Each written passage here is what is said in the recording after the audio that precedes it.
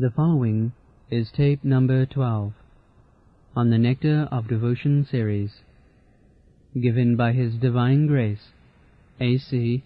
Bhaktivedanta Swami Prabhupada, recorded between October 20th and November 14th, 1972, in Vrindavan, India. The permanent Jagat is the spiritual world. Parastasmastu bhavanya. There is another spiritual world that is Sanatan, that is permanent. This world is not permanent. So, even though it is not permanent, it can be utilized for the service of the Lord. Nirbandhe Krishna Sambandhi Jukta Vairagam Uccha. That is our philosophy. We don't take the Jagat as mitha. We take it as fact because it is emanation from the Supreme Fact. So, just like gold earring is also gold. That is not iron. Similarly, this material world is made of the external energy of Krishna. Therefore, we do not find anything here wrong. We try to dovetail everything in the service of Krishna because it is Krishna's. Just like one's property must be enjoyed by the proprietor. Krishna says that Bhoktaram Jaggatam Sam Sarvaloka Mahesana. He is the proprietor of this world. Therefore, everything dovetail in his service for his satisfaction. That is devotional service. That is the professional stage of serving Krishna. So we don't take the world as mitha. Therefore, those who are impersonalists, they think that they have become liberated. Actually, they are not liberated. The Bhagavad says, Vimukta manina. Jannera bindastha vimukta manina. They are thinking like that. Actually, their intelligence is not yet completely purified. Avisuddha buddha. Arujjakrichena parang padang. So, even Brahma Sukha is happiness derived from realization of Brahma is not perfect. And that is also stated in the Bhagavad Gita. Brahma bhuta prasannatma. Na sochati na kanksati samas sarveshu bhutesu mad bhakti labhate para. That Brahma bhuta stage is a preliminary qualification to enter into devotional service. But if one does not enter into devotional service, anadita jusmat anga neglects the lotus feet of Krishna, then patanti adha. These are the statements, authoritative statements. Thank you very much. Happiness in Krishna consciousness. Srila Rupa Goswami has analyzed the different sources of happiness. He has divided happiness into three categories, which are 1. Happiness derived from material enjoyment. 2. Happiness derived by identifying oneself with the Supreme Brahman. And 3. Happiness derived from Krishna consciousness. In the Tantra Shastra, Lord Shiva speaks to his wife, Sati, in this way, quote, My dear wife, a person who has surrendered himself at the lotus feet of Govinda and who has thus developed pure Krishna consciousness can be very easily awarded all the perfections desired by the impersonalist. And beyond this, he can enjoy the happiness achieved by the pure devotees. Unquote. Happiness derived from pure devotional service is the highest because it is eternal. But the happiness derived from material perfection or understanding oneself to be Brahman is inferior because it is temporary. There is no preventing one's falling down from material happiness, and there is even every chance of falling down from the spiritual happiness derived out of identifying oneself with the impersonal Brahman. So this we have explained last time, how a person enjoying happiness as Brahma realization. There are many examples, both in the East and the West, that in our eastern countries the Mayavadi philosophy is very prominent, and their basic principle is Brahma Sattva Jagan Mithya. The world is false and Brahma, that is truth. But we have practically seen many sannyasis, they renounce this world as mithya and take to Brahma realization path, but after some days they come down to politics, sociology, philanthropy. Why? If Brahma is Sattva, Jagat is Mithya, false, then why they, from the platform of Sattva, they fall down again in the Mithya? This is our question. To open hospital or to open a school or similar philanthropy activities are generally being done by persons who are embarrassed with this mithya world. Why the sannyasis who left this world as mithya and went to the platform of Brahma realization, and why they come to this platform again for opening school, hospital? What is the answer?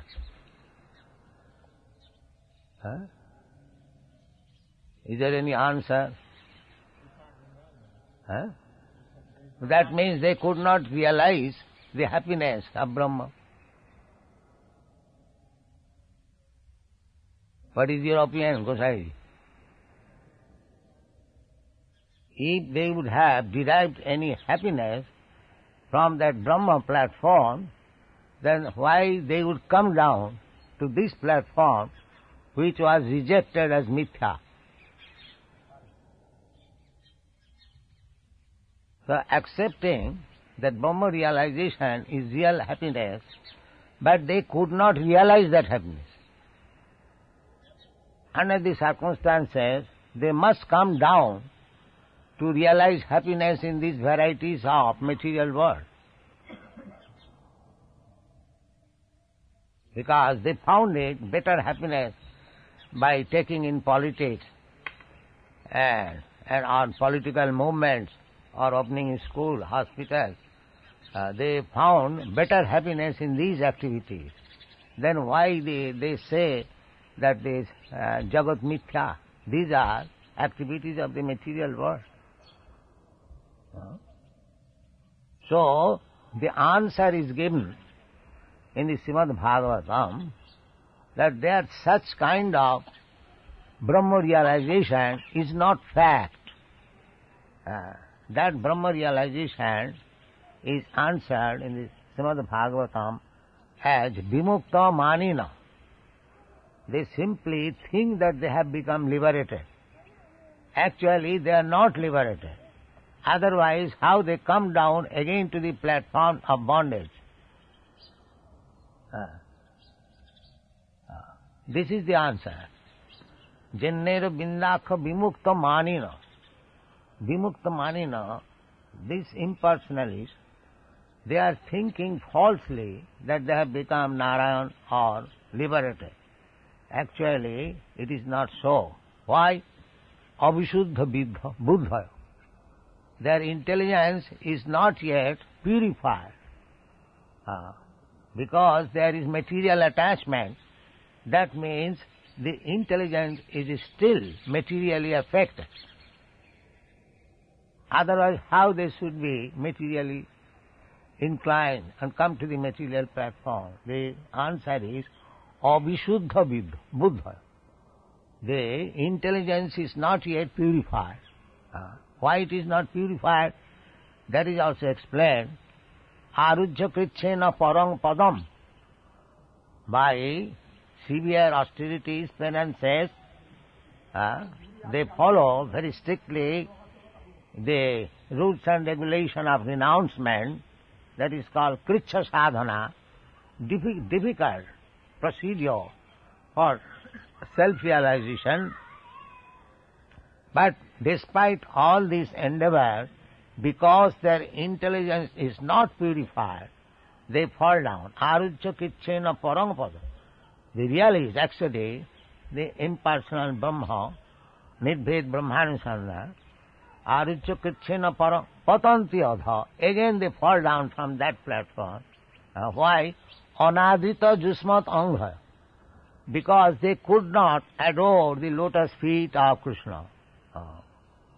On account of their impersonal impression, they could not appreciate the transcendental Satchidananda Vigraha of Krishna and could not surrender there. Krishna therefore says, Bahunam Janmanam Ante Jnanavan Mang Prabodhat. After many, many births of such struggle, when actually one becomes wise, Jnanavan, he surrenders unto the lotus feet of Krishna. That is the perfection of knowledge.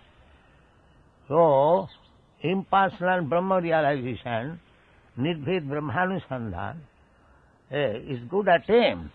But above that, if one cannot make progress, Brahmeti, Paramatmeti, Bhagavaniti Sabdate, the absolute truth, is realized as impersonal Brahma, then Paramatma, then the Supreme Personality of Godhead. So unless a wise Jnanavan, Jnani, does not reach to the platform of understanding the personality, the Supreme Personality of Godhead, his intelligence is still not very much purified. Jannera vindakha vimuktamanina tai astvabhat abhishuddha buddhaya arujya kricchena parang padang tataha patanti adha anadhitajusmadam. Because unless we get some shelter, we cannot stay in the impersonal feature. Just like yesterday I spoke, that you may go very high on your Sputnik or airplane, but if you don't get any shelter in some planet, then you have to come back again on this planet. That is actually your experience. They are trying to go to the moon planet, but because they are not able to stay there, they come back again. First of all, whether they are actually going in the moon planet, that is also a questionable thing. Anyway, even they go there, why they are coming back again? They cannot stay there. So, unless and until we have got a stay in the Vaikuntha planets, which are situated in the Brahma effulgence, then simply in the impersonal Brahma effulgence, we cannot stay because there is no variety. Therefore, to enjoy variety, one has to come down again to this material variety. Arujya krichena parang padang tata patanti adha anadritajusmadang. Because we are living entities, part and parcel of the Supreme living entity, Parabrahma, Bhagavan, Sri Krishna. So, as Sri Krishna is by nature joyful, Anandamaya Bhyasa, similarly, we are also joyful. We are also seeking after that joyful life. That joyful life is eternally possible when we dance with Krishna, not dance alone or dance with anyone else. So, unless we get that position, there is no actually happiness, because variety is the mother of enjoyment. That is an English proverb. Just like when we eat the same thing, grain and milk product, but when it is made in varieties, luchi, halwa and other things, the same, milk preparation and grain, but it is made into varieties, it becomes enjoyable. Variety is the mother of enjoyment. If I give you a lump of milk or lump of grain, that is not enjoyable. When it is made into varieties, it is enjoyable. Similarly, Brahma manifested in varieties, that is enjoyable. That you cannot have in the impersonal Brahma. When we approach the personal Brahma, Parabrahma, that variety is available, and there we can enjoy. From there we do not return. Jadgattana nivattanti tadhama parama. So, simply impersonal Brahma realization, that happiness is not perfect. Neither these material varieties are perfect. So Brahma, Sattva, Jagan, Mithya, when we are fed up with these material varieties, we try to enter into the impersonal Brahma. But even in the impersonal Brahma, when there is want of varieties, then again we come back to these material varieties. Therefore, we see so many learned scholars and sannyasis, they give up these material varieties as mithya and enter into the impersonal Brahma, but without variety there, they come again to the material variety for opening schools and hospitals. This is the fact. So arujya kritchena parang padam tata patanti adha. Because they have no information of the spiritual varieties in the Vaikuntha planet, in the Golok Vrindavan planet, they come down. Because there is no bhakti in the Vaikuntha planets or Golok Vrindavan planets, nobody can enter unless he is a pure devotee. Bhaktyamam abhijanati javan jaschami tattva. Tato mang tattvato gyatva vishate tad anantaram. When one understands Krishna in truth, then he is allowed to enter. Otherwise, he cannot enter. He remains outside. Just like if we have got capacity to enter into the sun planet, then we can enter. Otherwise, we remain in the sunshine.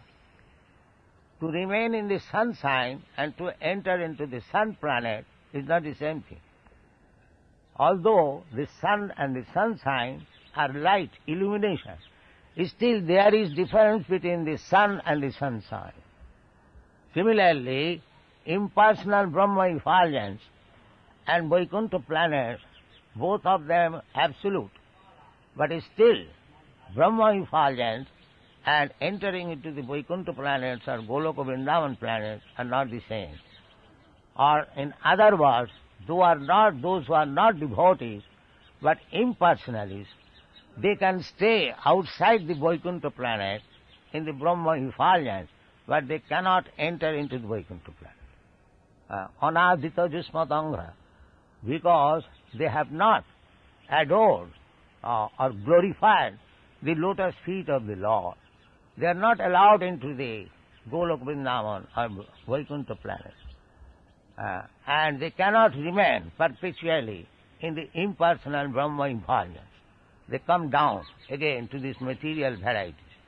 Arujya kritchena parang padam tata patanti adha. They cannot go upwards. They come down.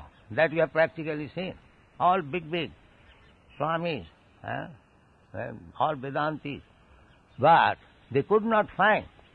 Even big Swamis, they are now taking to Bhagavad and other Vaishnava literature at the present moment. Because their own literature is finished. How long they will simply call for Brahma. Unless they come to Krishna, there is no varieties of enjoyment. Therefore here it is said that there is no one only.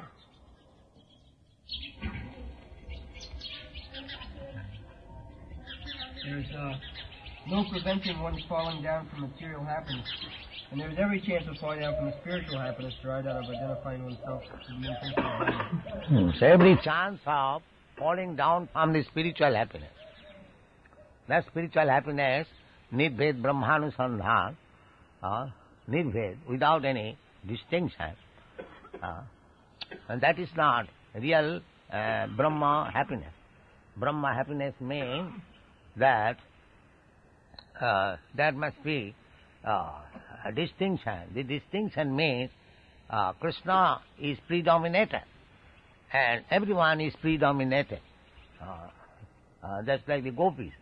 Krishna is the predominator and the gopis and all the inhabitants of Vrindavan, Nanda Maharaj, Yashoda, and the cowherd boys, servants, trees, plants, flowers, water, animals, cows, everyone is predominated. Krishna is only predominator. That is real happiness. Whenever there is any trouble in Vrindavan, they approach the predominator and immediately the predominator takes care and they are happy. This is Vrindavan life. As soon as there are torrents of rain, all the inhabitants of Vrindavan, they approach Krishna to give them protection, and Krishna immediately gave them protection by lifting Govardhan hill. So they were confident that Krishna is there. They did not know Krishna as God. They simply loved Krishna and they were confident that so long Krishna is there, we are happy, we are out of danger. That is the conviction of the Vrindavan Vasi. They simply concentrate on Krishna. So, from that standard of happiness, nobody falls down. But other spiritual happiness derived from impersonal Brahma effulgence or localized Paramatma connection, because that is not complete connection, complete relationship with the Supreme Brahma, partial, Sat Chit Ananda, because unless we approach the personality of Godhead, there is no question of Ananda. You can achieve partially Sat portion, you can achieve partially Chit portion, Sat Chit. But unless you come to the platform Ananda, the real Ananda is with Krishna in the Goloka of Vrindavan. There is chance of falling down. One who does not endeavor to approach this platform of Anandamaya Abhyasa, where everything is simply Ananda. Even the birds and beasts and the flowers and the water, they are also enjoying that blissfulness. So, that is required. Kritapunna Punya. As Sukadeva Goswami said about the cowherd boys, Kritapunna Punya. Sadhang Vijarahu Kritapunna Punya. Ittang Brahma Sukhanubhutya. Dasangatanang Paradaivatena. Maya Sitanang Paradarakina. Sadhang Vijarahu Kritapunna Punya. Unless one has accumulated volumes of activities, pious activities, one cannot enter into the Goloka Vrindavan platform and enjoy with Krishna in so many capacities. Shanta, Dasa, Sakha, Vatsalya, Madhurya, Ras. That is required. Gone. It has been seen that great Mayavadis or impersonalists, sannyasis, very highly educated and almost realized souls, may sometimes take to political activities or to social welfare activities. The reason is that they actually do not derive any ultimate transcendental happiness in the impersonal understanding, and therefore must come down to the material platform and take to such mundane affairs. The material variety is the perverted reflection of the spiritual variety. As it is described in the Bhagavad Gita, 15th chapter, Urdhamulam Adhosakha. This tree, this material world, compared with a Asatha Brikha, the root is upwards, and the branches and leaves are downwards. Why? Because it is reflection. Chaya or Maya. The real tree is in the Vaikuntha planet or in the spiritual world. It is only simply a reflection, just like a tree standing on the bank of reservoir of water, on the bank of a lake or a river. You'll see the tree is reflected downwards. So this description in the 15th chapter of this material world, downwards, urdhva adho shakha, means this is only a perverted reflection of the spiritual world. The real tree is in the spiritual world. The other day, who was asking about this question? Some of us, urdhva adho shakha, who was asking? Gopal, he is not here. All right. So, adho shakha urdhva, this means this material, all the varieties. Here is also representation of Shanta Ras, Dasa Ras, Sukha Ras, Madhurya Ras, Vatsalya Ras. Here is also the reflection we see. Just like we are sitting on this ground underneath the tree. This is the earth is serving us in Shanta Ras. Similarly, we have got our servants, that is Dasa Ras. We have got our friends, that is Sukha Ras. We have got our parents, that is Vatsalya Ras, and we have got our lovers also, that is Madhurya Ras. But it is only reflection. It is compared with the mirage. Just as the desert, there is reflection of water. Actually, there is no water. Similarly, all this perverted reflection of Shanta Ras, Dasa Ras, Sukha Ras, this is just like mirage. It is simply a reflection. It has no actual fact. Here, nobody is friend, nobody is servant, nobody is parent, nobody is lover. It is simply a bondage on some self-interest. The servant is not actually serving the master. It is serving the money which the master gives him. As soon as the payment will be stopped, there will be no more service. Therefore, it is a perverted reflection of that service attitude in the Vaikuntha planet. And similarly, we have seen there was high court cases between mother and his sons, and they spent lots of money. Still, they could not come into conclusion. The motherly affection, the fraternal affection, they're simply a shadow. It appears to be true because the truth is elsewhere. Just like in the desert, it appears there is a great, vast mass of water, but actually there is no water. That does not mean there is no water. The impression of water is there because there is actually water somewhere. Similarly, we are trying to test the 5 rasas in this material world because actually these rasas are there in the spiritual world. This is only reflection. Urdhva adho shakha. And because in the spiritual world it is a fact, we are taking these false things as fact. These temporary things as fact. Actually it is not fact. Gone. There are many instances, especially in India, where these Mayavadi sannyasis descend to the material platform again. But a person who is fully in Krishna consciousness will never return to any sort of material platform.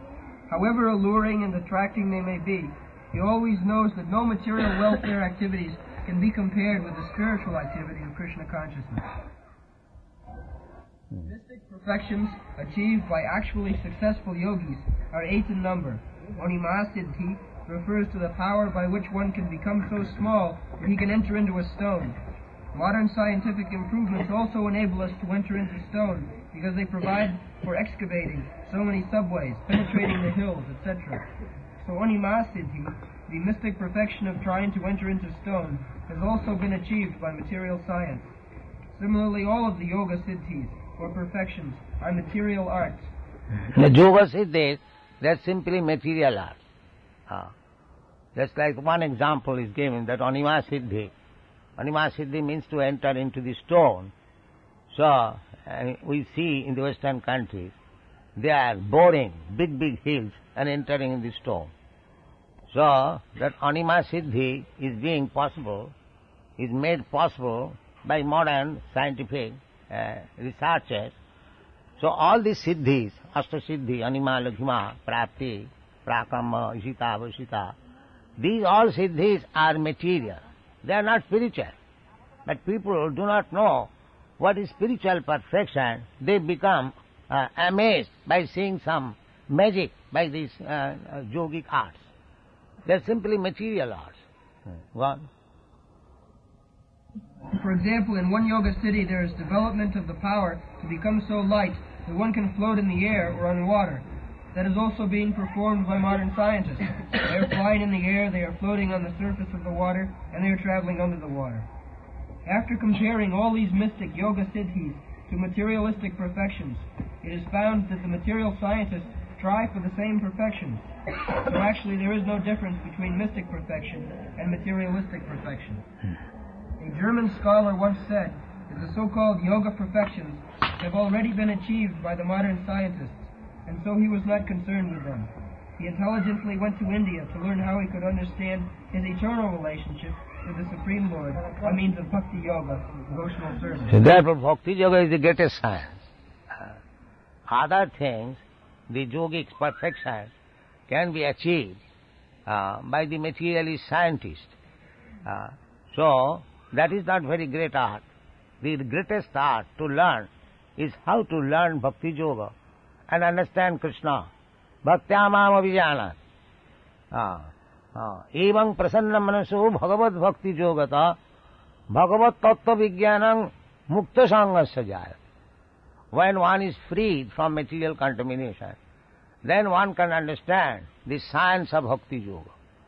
So, somewhere or other, if we try to understand bhakti yoga, that is the greatest science, that is to learn.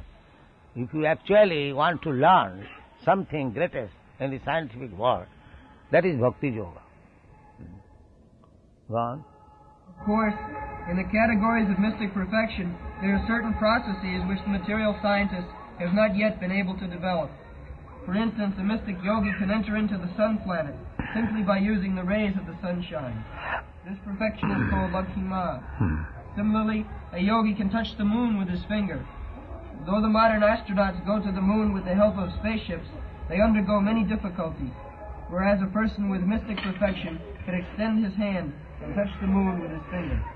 This siddhi is called prapti, or acquisition. With this prapti siddhi, the perfect mystic yogi can not only touch the moon planet, but he can extend his hand everywhere and take whatever he likes. He may be sitting thousands of miles away from a certain place, and, if he likes, he can take fruit from a garden there. This is called prapti siddhi. The modern scientists have manufactured nuclear weapons with which they can destroy an insignificant part of this planet. But by the yoga siddhi known as Ishita, one can create and destroy an entire planet simply at will. Another perfection is called Varshita, and by this perfection one can bring anyone under his control. This is a kind of hypnotism which is almost irresistible. Sometimes it is found that a yogi who may have attained a little perfection in his Varshita mystic power comes out among the people and speaks all sort of nonsense, controls their minds, exploits them, takes their money, and then goes away. There is another mystic perfection which is known as prakamya, or magic. By this prakamya power, one can achieve anything he likes. For example, one can make water enter into his eye, and then again come out from within the eye. Simply by his will he can perform such wonderful activities. The highest perfection of mystic power is called kama vasita. This is also magic, but whereas the prakamya power acts to create wonderful effects within the scope of nature, kama vasayata permits one to contradict nature, in other words, to do the impossible. Of course, one can achieve great amounts of temporary happiness by achieving such yogic materialistic perfection. Krishna is called Yogeshwar. He is also the master of all yogic mystic power. Therefore, a bhakta, a true devotee of Krishna, he does not endeavor personally to achieve all these yogic mystic power. He depends on Krishna, and if there is necessity of exhibiting some yogic power, Krishna will show. Krishna will exhibit. Jatra Yogeshwara Hari. So, although Arjuna did not manifest any yogic power, but by Krishna's grace, everything was so wonderfully performed in the battle of Kurukshetra. Otherwise, Arjuna was an insignificant warrior in front of Bhishma, Karna, Dronacharya. This is admitted by Maharaj Parikshit, that it is simply by the grace of Krishna that his grandfather came out victorious in front of Bhishma, Karna, Dronacharya and similar great heroes. So, if any heroic action has to be shown, the devotee does not endeavor separately for showing such heroic manifestation, because it depends on Krishna. If there is need, then Krishna will show. Nimitta matra bhava sabbasati. Actually the battlefield was conducted by Krishna and he owned the victory, but officially, historically, it is said that Arjuna owned the victory. So a devotee does not require to acquire all the talents how to own victory. Krishna will do that business. A devotee has only surrendered sincerely unto the lotus feet of Krishna, then everything will be done wonderful. Thank you very much. Foolishly, people who are enamored of the glimmer of modern materialistic advancements are thinking that the Krishna consciousness movement is for less intelligent men. I am better off being busy with my material comforts, maintaining a nice apartment, family, and sex life. These people do not know that at any moment they can be kicked out of their material situation. Due to ignorance, they do not know that real life is eternal. The temporary comforts of the body are not the goal of life, and it is due only to darkest ignorance that people become enamored of the glimmering advancements of material comforts. And therefore said that the advancement of material knowledge renders a person more foolish, because it causes one to forget his real identification by its glimmer. Bhaktivinoda Thakur, he sings, Jara Vidya Sa Mayar Vaibhav.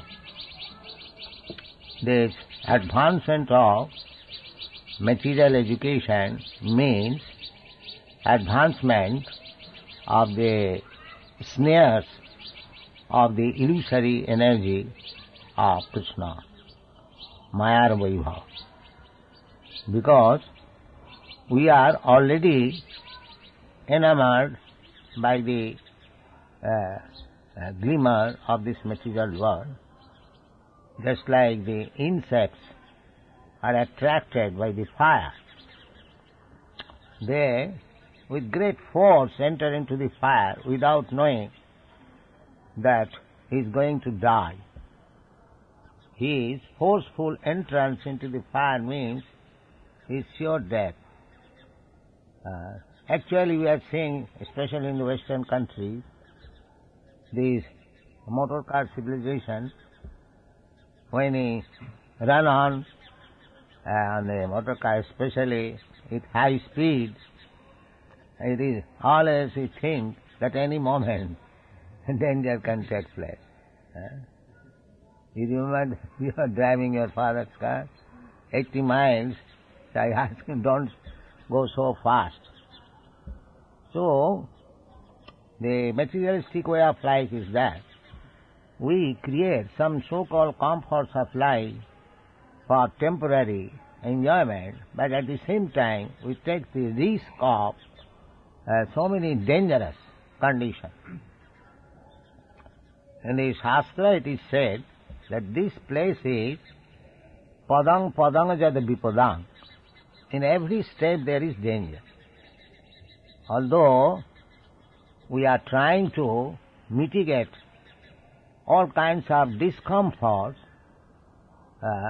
it is simply changing the burden from head to the shoulder. Just like a coolie carrying some burden, when he feels uncomfortable, he changes the burden from head to the shoulder. But actually, that is not mitigating the pains of burden. Similarly, we are trying to get material comforts by manufacturing or inventing so many scientific discoveries, but that is not actually getting happiness. It is simply changing the position. Exactly, you just consider in your country especially, you have got many motor cars, but riding on motor cars, how much dangerous conditions you accept? Everyone accepts. So this kind of changing the course of discomfort, actually it is a place for discomfort. You cannot expect real comfort within this material world. It is a place, because Krishna himself certifies this place. Dukkhalayam asasat. It is a place for miserable condition of life. Now, how you can make a happy place? That is not possible. So our attempt to make us happy, the example is given just like to take the heavy burden from head to the shoulder. That's all. Changing the place. Now we are creating so many problems. You know, you have got many cars, many roads, but still you have to construct highways or flyways, one road after another, one road after another. Still there is congestion, still there is accident. So in this way, we cannot be comfortable. This is a vain endeavor. Durasayaji vahiratha manina. They are unnecessarily, hopelessly trying to become happy within this material world. And people, the so-called scientists, so-called advancement of material education, means now the scientists say that they have finished their business, they have no more to discover. But the discomforts of life still is there, as it was 200 years ago. Still, I think it is more acute now than 200 years ago. So in this way, we cannot. The another example is that just like we dream something dangerous, a tiger is coming, a snake is coming. Sometimes we want to change to another sort of dream. Those who have got practical experience. Dreaming another dream in dream. Similarly, our attempt, so-called attempt to become comfortable in this material world and manufacturing some ways of comfort, it is simply useless endeavor. Because such kind of artificial endeavoring will not make us happy. Real happiness is, as we are trying to manufacture so many things, as Krishna says, real happiness is there. Sarva dharman parityajya mamekam saranam. To take shelter of the lotus feet of Krishna. Samasritam ji padapallavam plavam. Mahat padang punna jasu mura. That is required. We have to take shelter of Mukunda, Murari, Krishna. Then we will be happy. Gone. Form of life is meant for getting out of the material contamination. By the advancement of material knowledge, people are becoming more and more entangled in material existence.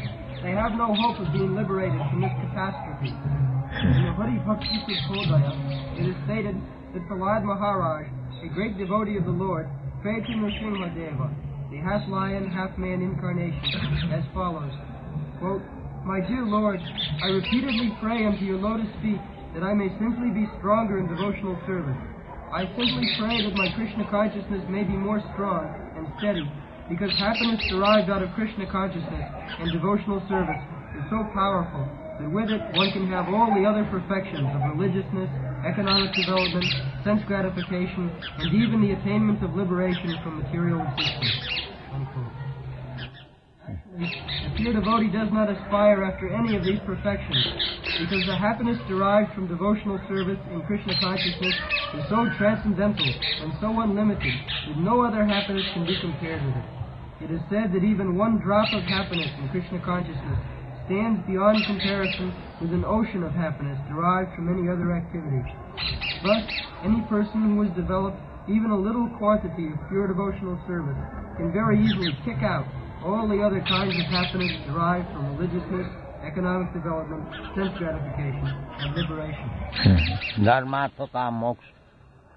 There are people are generally after four principles of happiness, being religious, being economically developed, being very good candidate for satisfying senses, and when one is frustrated to derive any happiness from these three principles, he wants liberation, Nidbhed Brahmanusandha.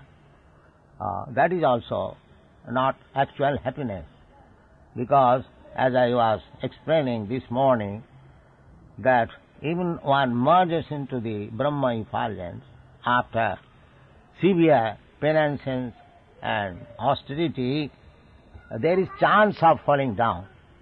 There is arujya krichena parang padam tata patanti. Parang pada is to merge into the Brahma effulgence existence, but from there also one falls down.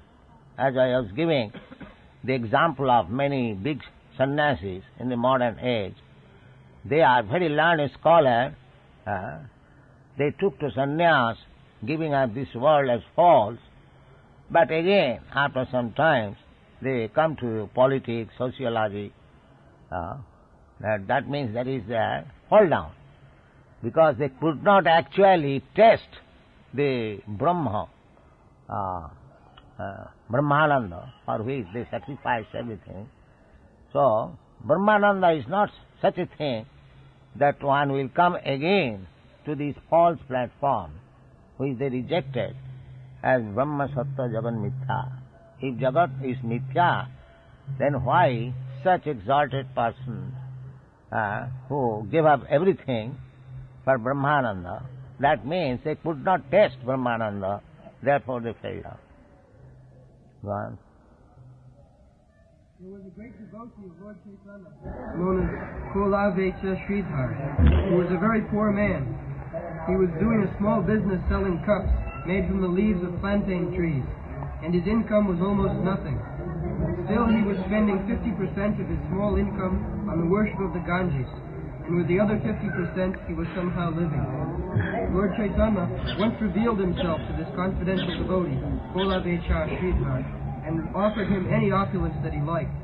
Yes, Chaitanya Mahaprabhu offered this Kolavecha Sridhar, wanted to benedict him with any kinds of benediction he wanted.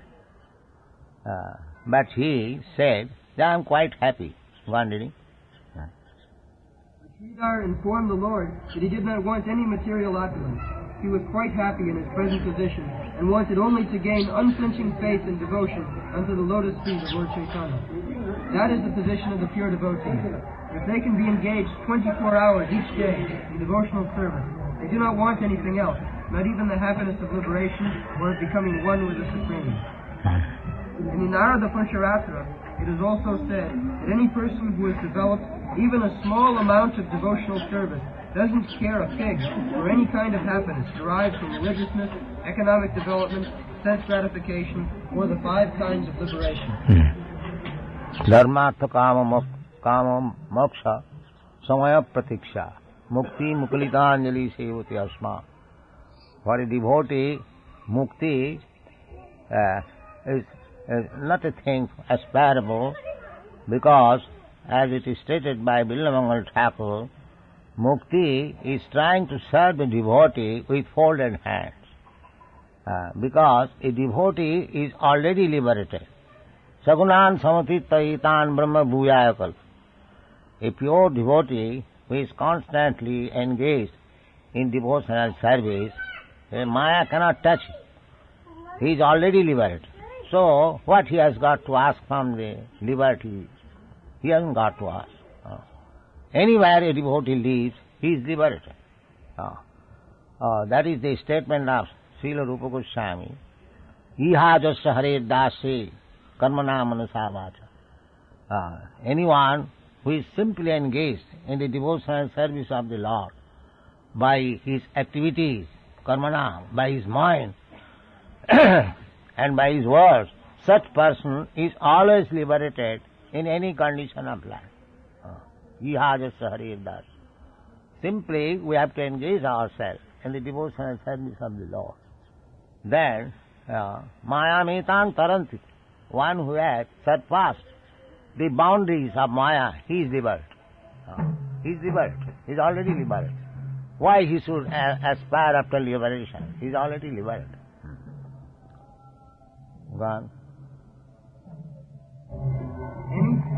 Any kind of happiness derived from religiousness, economic development, liberation, or sense gratification cannot even dare to enter into the heart of the pure devotee.